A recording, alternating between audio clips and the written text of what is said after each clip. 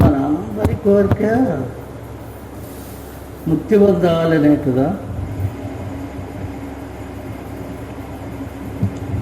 ప్రతి ఒక్కరూ ముక్తి పొందాలనేది ఆశ ఉంది. మరి ముక్తి పొందటానికి ఏం చేయాలి మనం అనేది తెలియకుండా చేస్తున్నాం. ఇది చేస్తే ముక్తి, అది చేస్తే ముక్తి అని. ఏం చేసినా ముక్తి లేదు.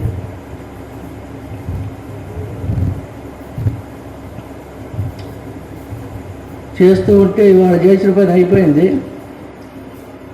రేపు ఇంకో కొత్త పని వచ్చింది, అది అయిపోతే ఎల్లుండి ఇంకోటి వచ్చింది.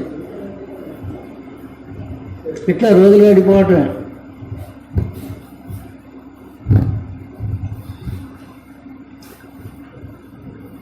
ముక్తి బాటను ఎప్పుడు ఎదుర్కొంటాం?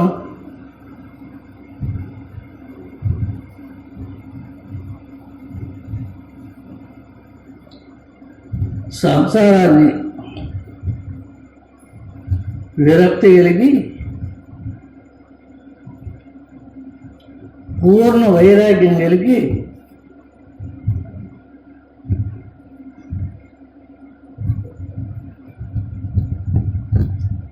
ఆత్మసాక్షాత్కారం పొందకుండా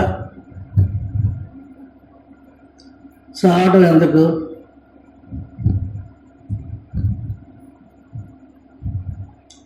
ఈ శరీరం వచ్చింది ఆత్మసాక్షాత్కారాన్ని పొంది ఆ దైవశక్తిలో లీనమని ఈ శరీరం వచ్చింది. ఈ మోక్షం పొందే స్థితి ఇతర జంతువులకు, ఏ జంతువులకు లేదు.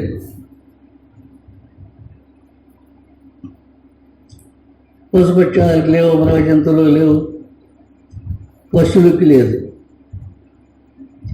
మానవుడికి ఉంది. ప్రతి ఒక్కడూ మోక్షం పొందొచ్చు.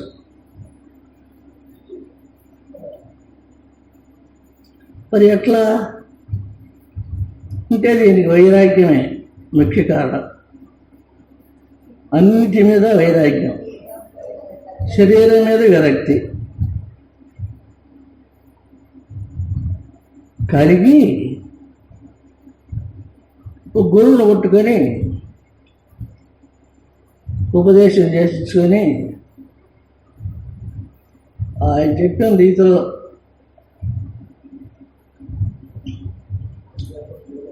కదలకుండా కూర్చొని బాగా నిటారుగా కూర్చొని గురు మధ్య స్థానాల్లో దృష్టి నిలిపి మనస్సు అక్కడే నిలిపి మనస్సు తొణకుండా దృష్టి చెదరకుండా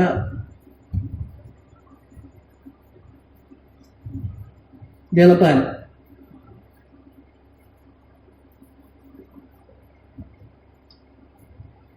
ఇది ఎట్లా నిలుస్తుంది? మరి నా మనసు నిలవడం లేదే, పరిపరి విధాలా పోతుందే అని అనుకుంటాం. పోతున్నాం అది ఎందుకని?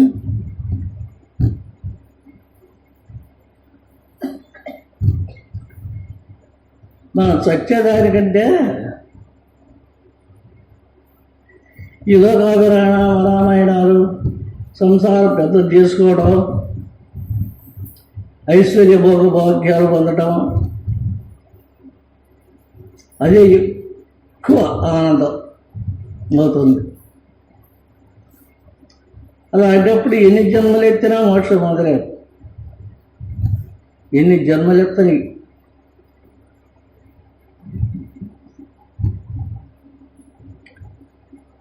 మరి మోక్షం పొందాలంటే వీటన్నిటి వదిలిపెట్టి లోకాలు తిరగాలనా, దేశాలు తిరగాలనా అని అనవచ్చు.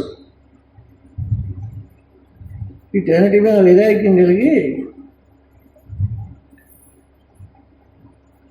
శరీరం మీద కూడా విరక్తి కలిగి లోకాలు తిరగవలేదు, దేశం అంతా తిరగవలేదు.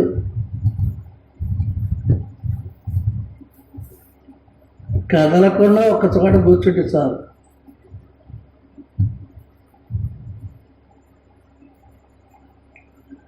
కదలకుండా కూర్చొని ఈ భూపంచస్థానంలో దృష్టి నిలిపి చూస్తూ ఉండాలి కొన్నాళ్ళు. అది ఎంతకాలము అంటే ఎంతకాలం అని చెప్పేది ఏం లేదు, అక్కడ చెప్పడానికి లేదు. ఎవరెవరి తీవ్రమైన ఆసక్తి ఎవరికి ఉంటుందో హృదయంలో, ఆ తీవ్రమైన ఆసక్తి కొద్ది అది ముందుకు వస్తుంది.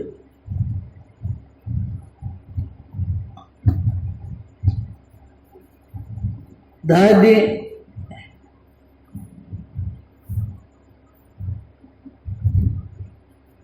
మొట్టమొదట కూర్చున్నాం అనుకోండి, దృష్టి నిలిపితే రెండు చూపులు ఒకటై భూపంచ స్థానాల్లో దృష్టి నిలిస్తే, మనస్సు దృష్టి నిలిస్తే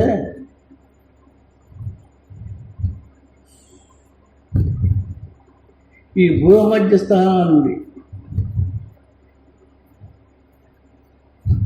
ఒక శ్వాస కిరణం ఇకబడి సహస్రానికి వెళ్తుంది. ఈ శ్వాస పైకి కిందికి తిరుగుతుంది, మనకి పైకి కిందికి తిరుగుతుంది. కానీ ఈ శ్వాస ఎక్కడికి పోతుంది, ఎక్కడి దాకా పోతుంది, ఎక్కడి నుంచి వెనక్కి తిరుగుతుంది అనేది మనం ఆలోచించాల. అలాంటప్పుడు ఎన్ని జన్మలు ఎత్తినా ఏముంది, ఏమీ లేదు. అలా కాదు, కదలకుండా కూర్చొని శ్వాస వదిలిపెట్టి దాని జోలికి నువ్వు పోవద్దు, శ్వాస జోలికి నువ్వు పోవద్దు. దాని ఇచ్చిగా దాన్ని ఆడి దాని జోలికి పోకుండా కూర్చునేటప్పటికీ దాన్ని సోచించాలి, తగ్గిపోతుంది. శ్వాస పూర్తిగా తగ్గిపోతుంది. అప్పుడు ఇక్కడి నుంచి ఈ గొంతుకాడికి ఈ లోపల తిరుగుతుంది.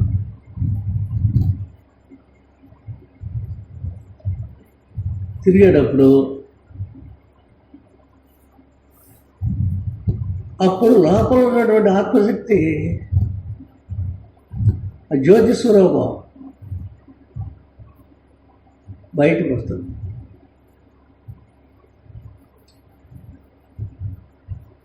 ఈ కళలో కనపడుతుంది.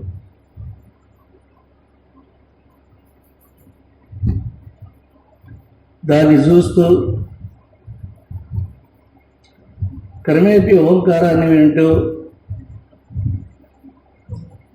ఈ రెండు కలుసుకొని అంటే అదే పరమానందం.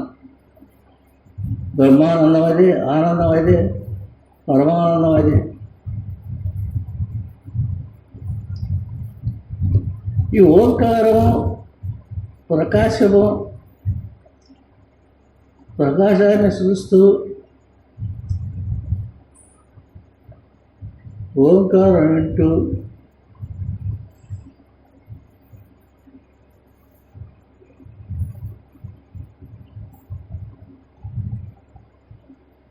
కామ్గా కూర్చుంటే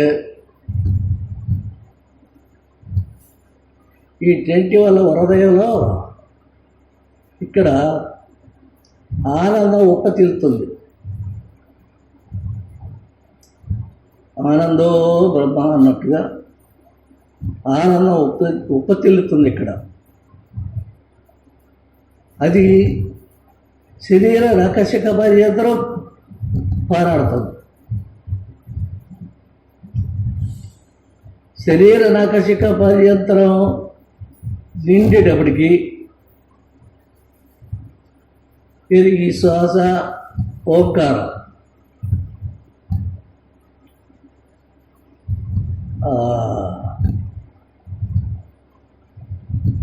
దాన్ని ఈ శరీరం తట్టుకోలేదు, ఆ ఆనందానికి శరీరం తట్టుకోలేదు. అయితే దాన్ని కొద్దిగా కుదించుకుంటూ తన అనుభవం తెచ్చుకుంటే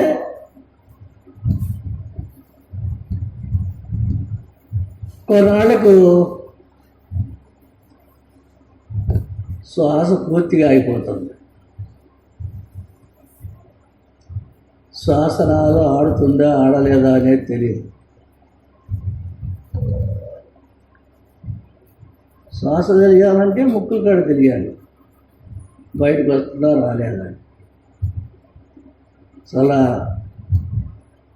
బయటికి రాలేదు, లోన అవ్వలేదు, అంతర్గతం అయిపోయింది. శ్వాస ఆగిపోయినా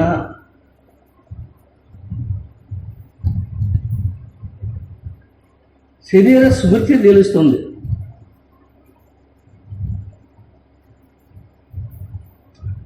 కొంతకాలానికి అదే పరిస్థితిలో ఉంటే అప్పుడు శరీరం తెలియదు,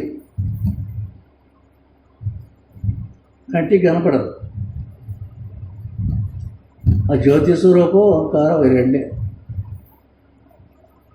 నువ్వు చూస్తుంది ఏదే, వింటుంది ఏదే.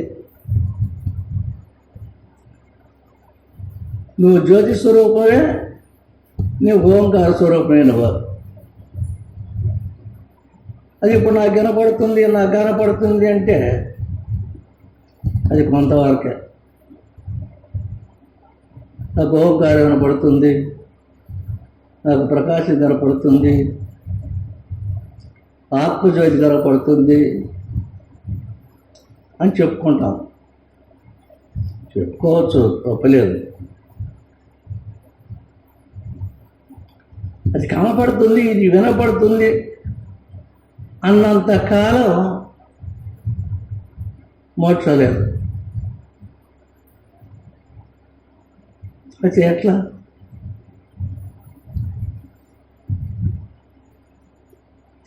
కంప్లీట్గా నేను వదిలిపెట్టి శరీరాన్ని, సంసారాన్ని, బంధుత్వాన్ని వదిలిపెట్టి వైరాగ్యం కలిగి, పూర్ణ వైరాగ్యం కలిగి నాకు ఆత్మే కావాలి అని కదలకుండా కూర్చొని ధ్యానం చేస్తే వాడు ఆత్మప్రకాశం, ఆత్మ సాక్షాత్కారం అవుతుంది. అది ఆత్మ సాక్షాత్కారం అయ్యింది అది సంతోషపడ్డా మోక్షం లేదు. ఎట్లా?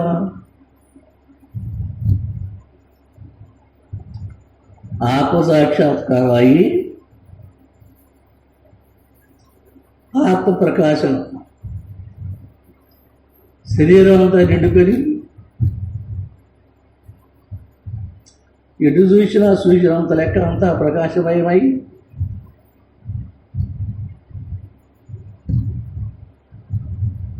అప్పుడు అందెవరు? ఇది నేనే.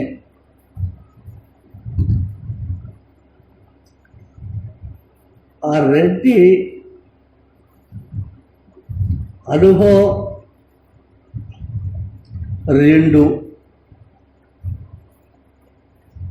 నాకు వినపడుతుందని లేదు, నాకు కనపడుతుందని లేదు, ఆ వ్యవహారం ఇక లేదు. అదే నేను. ఓంకారం వినపడుతుంది, ఓంకారమే నేను. ప్రకాశం కనపడుతుంది, ప్రకాశమే నేను.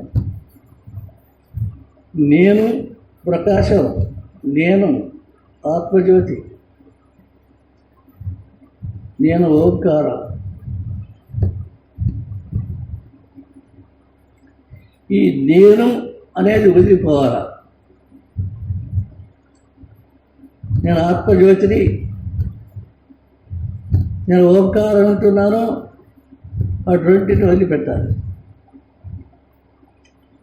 ఇప్పుడు మన మనుష్యులు పొద్దుకు తెల్లవారులు నిద్ర లేచిన మొదలుకొని సాయంత్రం దాకా నేను మనిషిని తలుచుకుంటూ జ్ఞాపకం చేసుకుంటామా? నేను మనిషిని అని జ్ఞాపకం చేసుకోవాల్సిన అవసరం లేదు. నువ్వు మనిషివే.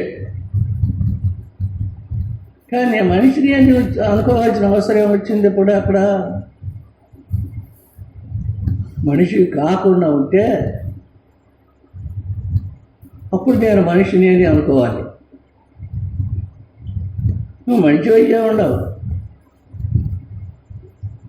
నీ శరీరాన్ని తెలుసుకోవడానికి ఇంకా జపాలు ఎందుకు, తపాలు ఎందుకు, సాధనలు ఎందుకు, తపస్సులు ఎందుకు? కనపడుతూనే ఉంది కదా. ఇదే నేను. ఎవరైనా పిలిస్తే ఏమయ్యా అంటే వెనక్కి చేసి వస్తాడు.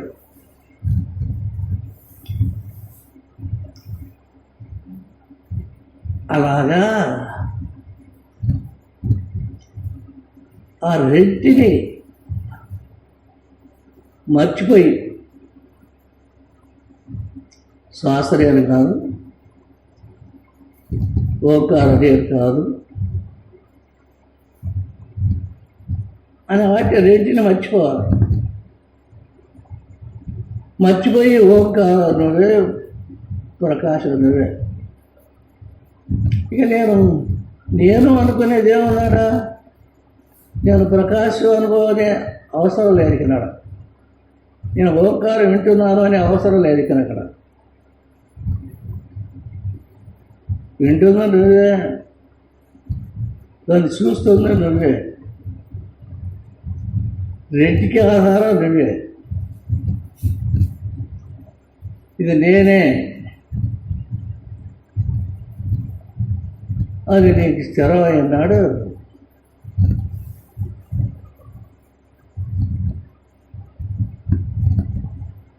శరీరం మర్చిపోయి ఎంత టైం కూర్చుంటావో కూర్చో. శరీరం మరుపు రావాలి. శ్వాస ఆగిపోవాలి. శ్వాస ఆగిపోయి శరీరం మరుపుకు వస్తే ఎంతసేపు ఉంటుందో దాన్ని గమనం చేయదు. ఒక గంట ఉంటుందా, 2 గంటలు ఉంటుందా, ఒక పూట ఉంటుందా, ఒక రోజుల్లో ఉంటుందా?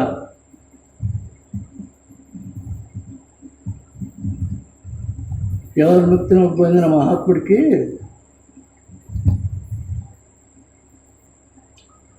ఒక గంట లేదు, 2 గంటలు లేదు, ఒక రోజు లేదు. ఇక శ్వాస ఆడేది తనకు తెలియదు. ఏడో ఆడుతుందేమో, శరీరం కోసం ఎక్కడో కైలాడుతుందేమో, తనకు మాత్రం తెలియదు. తనకి బాధ ఉండదు, హాయిగా ఉండదు, ఆనందంలో బ్రహ్మం. దాన్ని చూస్తూ దీన్ని వింటూ ఆ రెంటిని కలయికలో ఆనందం ఉత్పత్తిల్లుతుంది. ఆనందాన్ని అనుభవిస్తూ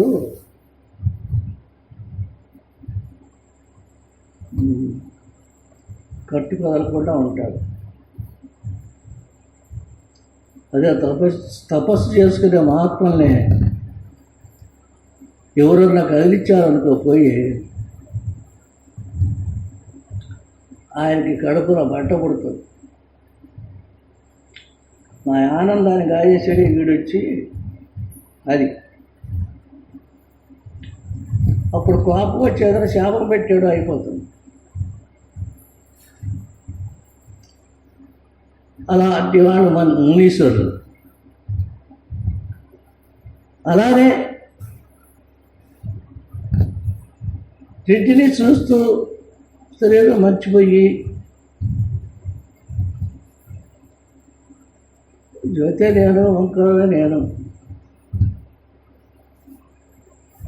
అని స్థిరమైపోయి ఎప్పుడు స్థిరమైపోతుందో అదే జీవన్ముక్తి పదం. పోదని అదే.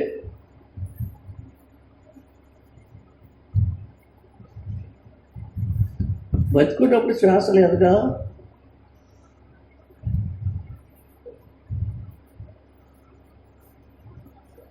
బతుకున్నప్పుడు శ్వాస లేకపోయేటప్పటికి శరీరం ఉంది, శ్వాస లేదు.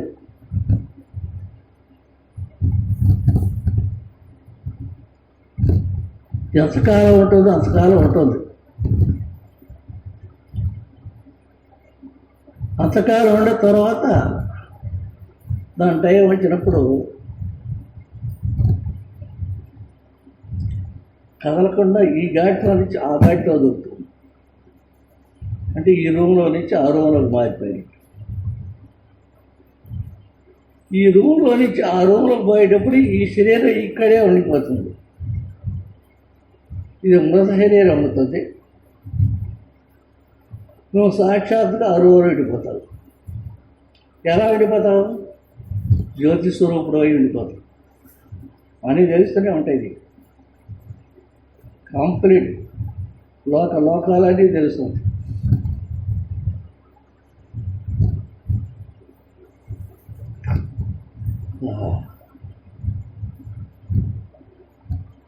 అలా ముక్తి పదాన్ని పొందాలంటే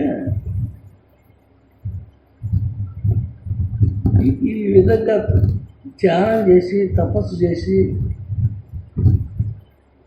ముక్తి పొందాలి. ఈ శ్వాసను మనం ఆపుకుంటే కాదు, మన శ్వాసను ఆపుకుంటే దెబ్బ తెచ్చిపోతాం. మనం శ్వాసను ఆపుకోవడానికి పర్లేదు. దానంతట అది ఆగిపోవాలి. అది ఎప్పుడు ఆగిపోయిందో ఎప్పుడు వస్తుందో మనకు తెలియదు. కదా వచ్చినప్పుడు వచ్చింది అనుకోవాల్సిందే. అలాంటి స్థితి కలగాలి. అది జీవన్ముక్తి యొక్క లక్షణం. అప్పుడు వాడు తిన్నైన వాడే, మాట్లాడిన వాడు కాదు, తిట్టిన వాడే, కొట్టని వాడే, ఏం లేదు, రామయం. అది అమృత పదవి అన్నారు దాన్ని. ఎందువల్ల ఈడ జీవుడు లేడు, కొట్టడానికి జీవుడు లేడు. కోపం వస్తే కదా కొట్టేది, కోపం రావడానికి జీవుడు లేడు. జీవుడు ఎక్కడికి పోయాడు? ఈ ప్రకాశంలో ఓంకారంలో లైవ్ అయిపోయినాడు. జీవుడు అనేవాడు చీకటి. ఆ చీకటి అనేది దీంట్లో లైవ్ అయిపోయింది. ఇక 24 గంటలు చీకటి అన్న మాట నీకు లేనే లేదు. రాత్రి కానీ పగులు కాదు, పగలు ఉంటట్టే ఉండదు. రాత్రి కూడా అపరాత్రి కూడా. మరి ఆ లక్షణాలకు మనం రావాలి. రావాలి అంటే ఏం చేయాలా? వైరాగ్యమే దీనికి కారణం. వైరాగ్యం కలిగి, విరక్తి కలిగి ఆత్మధ్యానంలో కూర్చుంటే ఆత్మనిష్ఠుడు అవుతావు, ఆత్మ సాక్షాత్కారం పొందుతావు. అప్పుడు నీకు ముక్తి పదం. ఆత్మ సాక్షాత్కారం అయినా ముక్తి లేదు. అయితే ఎట్లా భక్తి ఆత్మసాక్షాత్కారం అయింది, అది విడిగా ఉంది అయింది చూస్తారు. అది అక్కడ ఒక అక్కడి విడిగా నీకు కనపడుతుంది, నేను చూస్తానని అనుకుంటున్నాను. అలా కాదు, చూసేది లేదు వినేది లేదు, అంతా నేనే. వినేవాడు లేడు, చూసేవాడు లేడు, చెప్పేవాడు లేడు, నిద్రపోయేవాడు లేడు, మేలుకునేవాడు లేడు. అంతా అదే, అంతా నేనే, ఇంక రెండేది లేదు. ఇటువంటి స్థితికి మనం రావాలంటే వైరాగ్యం కలిగి ఆత్మచారంలో పరిపూర్ణమైనటువంటి ఆసక్తి, నమ్మకం, ప్రేమ కలగాలి. మృత్యు మీద భయం, సావు అంటే భయం కలగాలి. సావు అంటే భయం అన్నారు కొంతమంది. సావు అంటే ఏం భయం? ఏముందాడా భయం పట్టడం? చచ్చిపోతే మేలకొని ఆ శ్వాస తినిపోయా మన మేలకొని బయటకు ఇంకా భయం ఎందుకు నీకు? అన్ని వాదన చేశారు కొంత.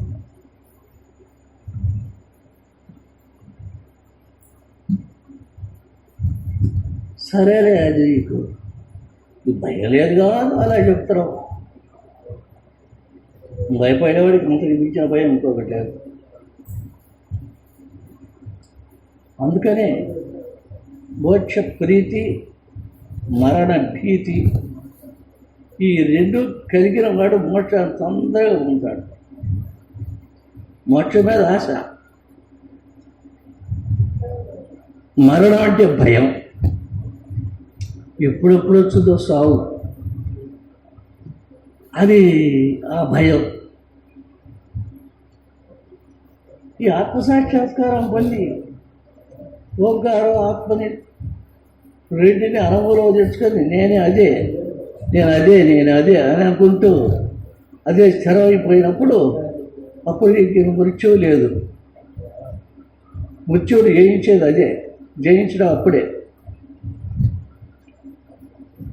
మృత్యువుని జయించడం ఎలా అంటే అదే, ఈ ప్రాణం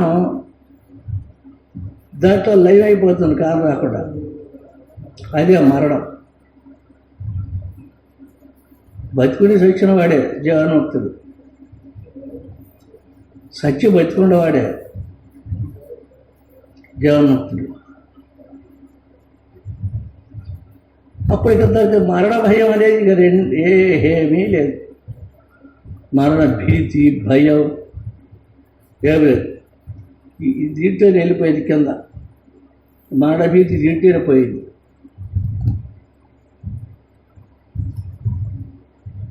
నేను అక్కడి నుంచి నీకు మరణ భీతి లేదు. నేను శాశ్వత స్వరూపుణ్ణే. నేనే ఒకనాడు కొంతకాలం ఉండి కొంతకాలం లేకుండా పోయేవాడి కాదు. శాశ్వతము అంటే సర్వకాలము, ఎల్లవేళ,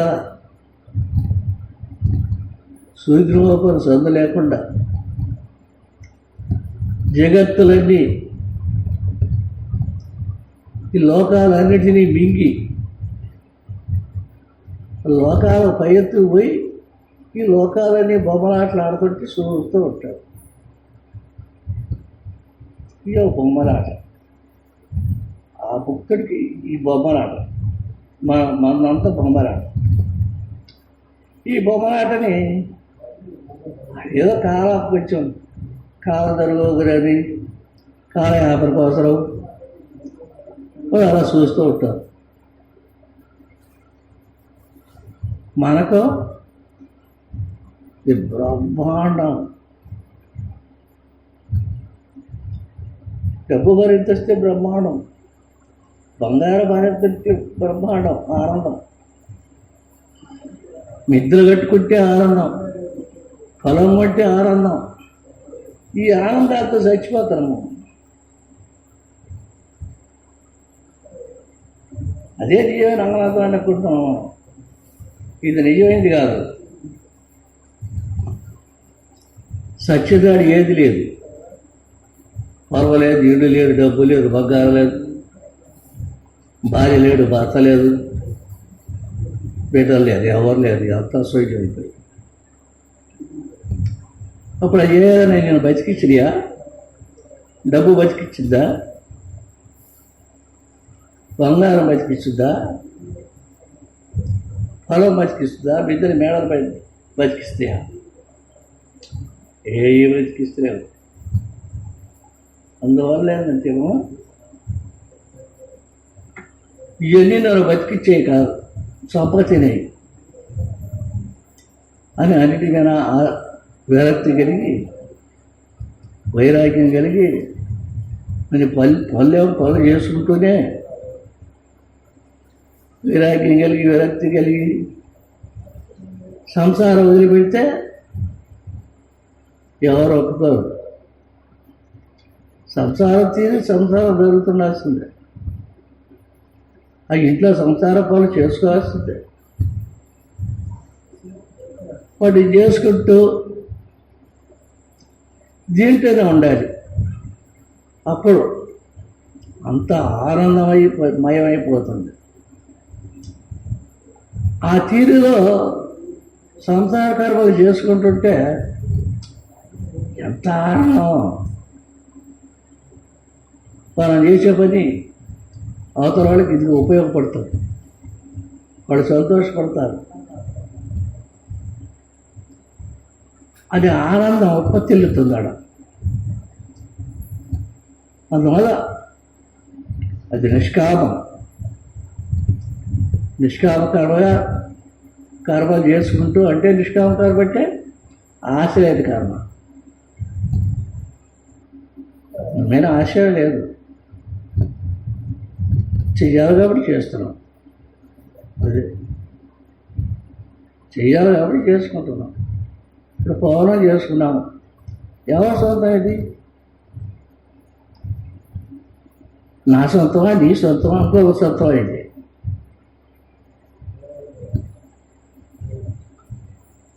ఇది ఒక బాధ్యతగా పెట్టుకొని చేసుకుంటున్నాం.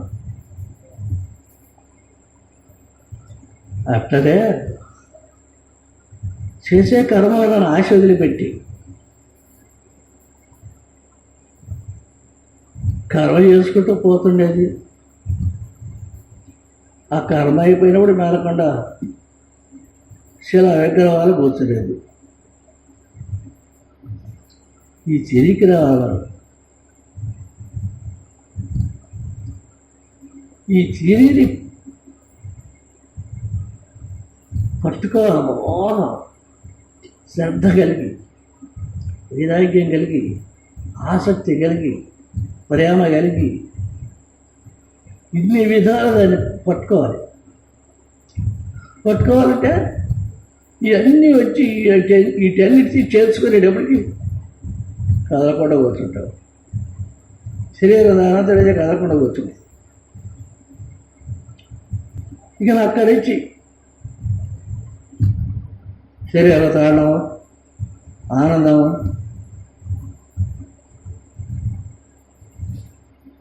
ఓంకారమే బ్రహ్మమయం, ప్రకాశమే బ్రహ్మమయం, పరబ్రహ్మ స్వరూపమే అది. అదే నేను,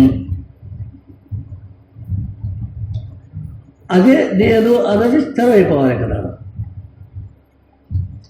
తేడా ఇకనే ఉండకూడదు.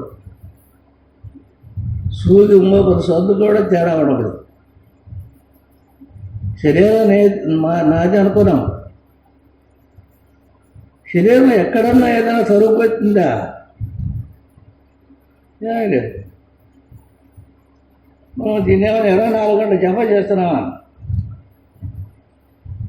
నా శరీరం, నా శరీరం, నా శరీరం అని కనపడ్డ వాళ్ళు అందరూ చెప్పుకుంటా, ఇది నా శరీరం అని.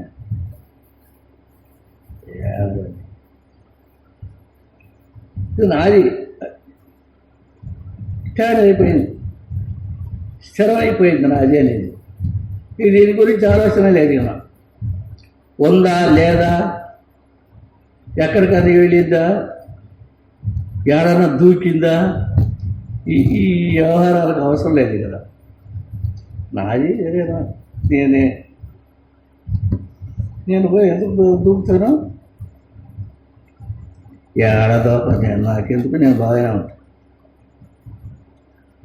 ఈ శరీరంలో ఉన్నారాడ, ఈ శరీరం పోయిన తర్వాత, శరీరం కనపడకుండా పోయిన తర్వాత ముక్త స్వరూపుడవై, పరబ్రహ్మ స్వరూపుడవై, ఆనందధాముడవై, అమృత పురుషుడవై, శాశ్వతుడవై, అంతటికీ కర్తవై,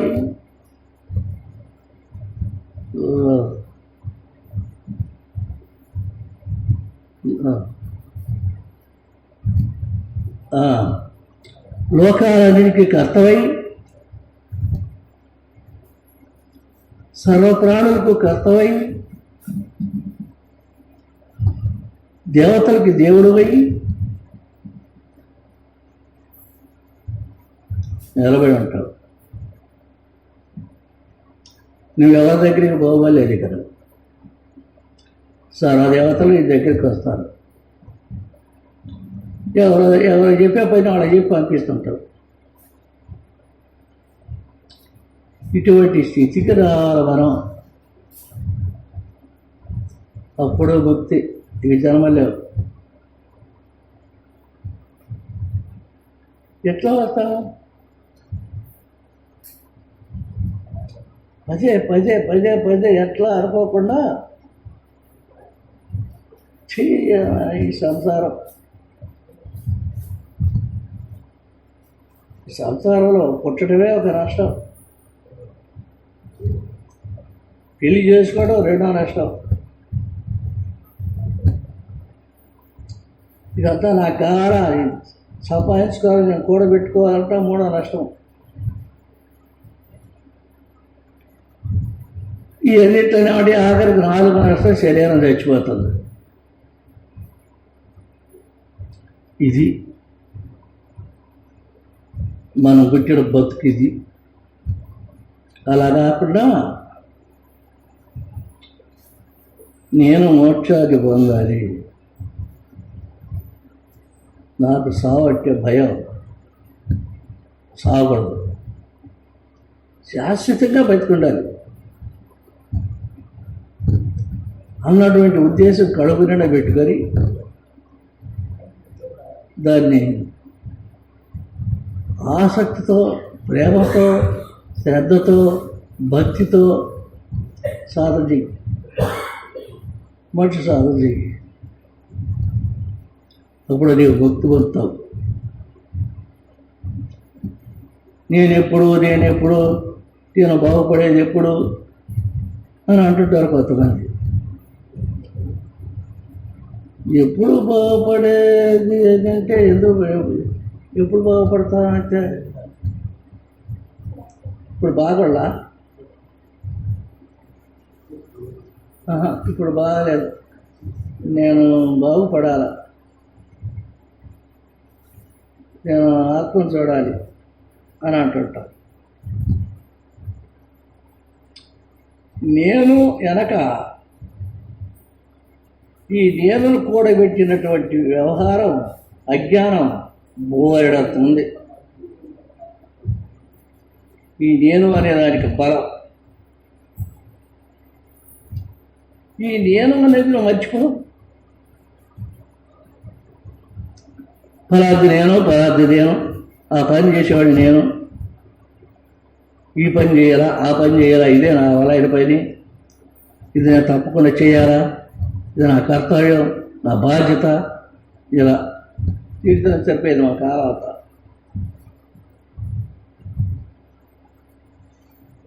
ఎవరైనా మోక్షం పొందాలి,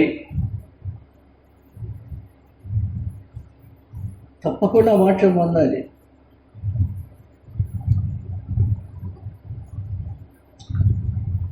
ఆ ఉద్దేశం హృదయంలో పెట్టుకొని ఆత్మోచ్చారం చేసి కూర్చొని ఇక్కడ ఆత్మ, ఇక్కడ హృదయంలో అంబట్టు ప్రమాణంగా ఆత్మజ్యోతి వెలుగుతుందంటాడు. అది ఎట్లా మనకు తెలిసేది? ఎవరో తెలియదు. ఎట్లా అంటే దాని ఉపకరణాలు ఏదో ఒక విధమైన మాట విన్నాం, భయోత్పాదకమైన మాట విన్నాం సడన్గా అంట శ్వాస ఆగిపోతుంది. మరి చెప్పలేరు, వాళ్ళు తిరిగి మళ్ళీ అప్పుడు మాట్లాడాలి. ఆనందం వచ్చింది, ఇక్కడ ఆనందం కలుగుతుంది, హృదయంలో కలుగుతుంది. దాన్ని నోటి ద్వారా నవ్వి నవ్వి నవ్వి నవ్వి పొట్ట బయలు పట్టిగా నవ్వుతాం.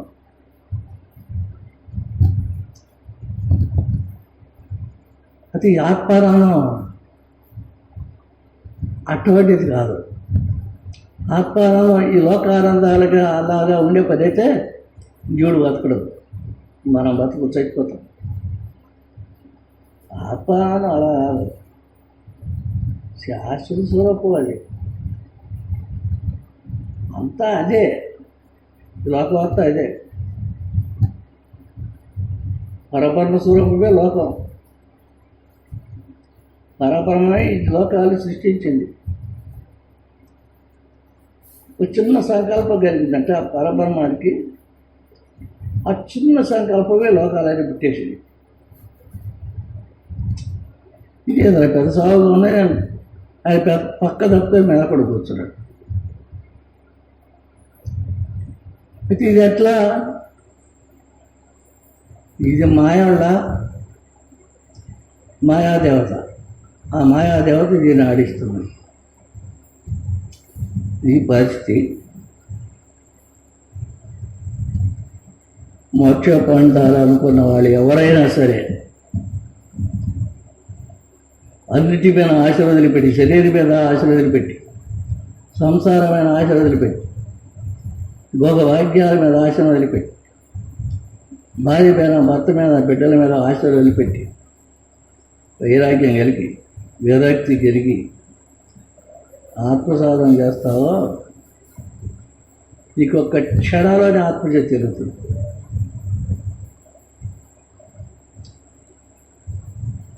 మోక్షం అంటే ఎప్పుడే ఎట్లాంటిది అంటే రెప్పపాటులో ఉన్నట్టు మోక్షం. రెప్పపాటు, పై రెప్ప వచ్చి కింద రెప్ప మీద పడేటప్పటికే మోక్షం కలిగిపోతుంది. అంత తేలికట మోక్షం అనేది. పై రెప్ప వచ్చి కింద రెప్ప మీద అనుకోవడం ఎంత కష్టమో, ఇదే కష్టం అంట. ఇది పై రెప్ప వచ్చి కింద రెప్ప మీద అనుకోవడం ఇదే కష్టం అంట. కానీ ఇప్పుడు మనకి అది కష్టం కాదు. బయటలా కళ్ళు కట్టు రెప్పలు పోయటం, తిరగడం ఇది అలవాటైపోయింది, హాయిగా ఉంది. ఇది రెప్ప కొడుతున్నా నిబ్బుడుతుంది, బాధగా ఉంది, బరువుగా ఉంది, మనం అనుకోవడం లేదు, అసలు అది లేదు. మోక్షం అంతకంటే తేలిక ఉందంటారు. అంటే ఏముంది అంతే కాదు, ఈ లోపలదాన్ని పెద్దగా వెలిగించుకొని బయట తెచ్చుకోవడం. మరి ఇవన్నీ ఉన్నాయి ఇతరత్ర వ్యవహారాలు, హర్షడ్ వర్గాలు, తిరుగుడాలు, మరి అష్టవస్తువులు, నవగ్రహాలు, పంచభూతాలు, ఇవన్నీ ఉన్నాయి. అంటే వాటెన్ని నీకెందుకు? ఆ గుమిపెడి తీసుకొచ్చి జ్ఞాపకాలు పెట్టుకుంటే ఫోటో నిండా ఎందుకు అయ్యి నీకు? పడితే నీకే పని లేదు, వదిలిపెట్టి కదలకుండా కూర్చో మోక్షం కావాలంటే. లేకపోతే నీ ఇష్టం సెలవు పెట్టాలి.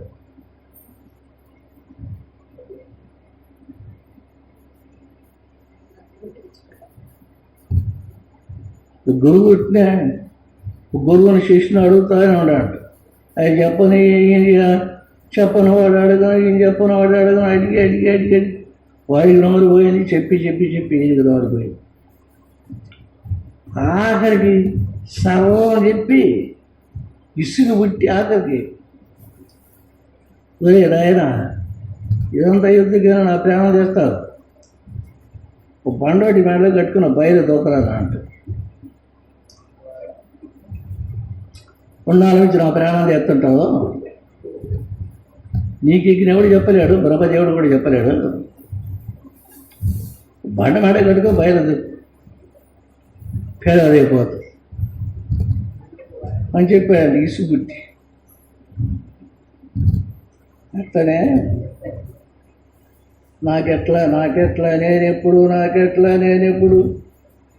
నాకు వచ్చేది ఎప్పుడు, నేను చూసేది ఎప్పుడు, నేను వినేది ఎప్పుడు, ఎప్పుడైనా ఇదే మాట్లాడుతా. పోయిన నెలలో ఇదే మాట, అంతకుముందు నెలలో ఇదే మాట, అంతకుముందు సంవత్సరం నాడు ఇదే మాట, ఇక వచ్చే సంవత్సరం కూడా ఇదే మాట. ఎల్లకాలం బతికంతకాలం నేను ఎప్పుడైనా సరిపోయా, అన్న సరిపోయా. ఇంకా నువ్వు ఎప్పుడైతే ఇట్లా ఉంటుంది.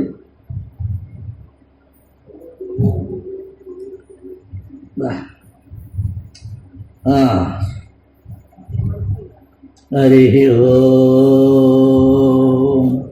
గురు బ్రహ్మ గురు విష్ణు గురుదేవో మహేశ్వర గురు సాక్షాత్ పరబ్రహ్మ తస్మై శ్రీ గురవే నమః. హరి కారం వ్యక్తమైన చరాచరం తత్పరం దర్శితవ్యే తస్మై శ్రీ గురవే నమః. బ్రహ్మానందం పరమసుగతం కేవల జ్ఞానమూర్తిం భగవాతీతం గగనసదృ తత్వమస్యాదృశ్యం ఏకమనిత్యమరమచలం సర్వది సాక్షిభూతం భావాతీతం త్రిగుణరై సద్గురం తం నమామి. హరి ఓ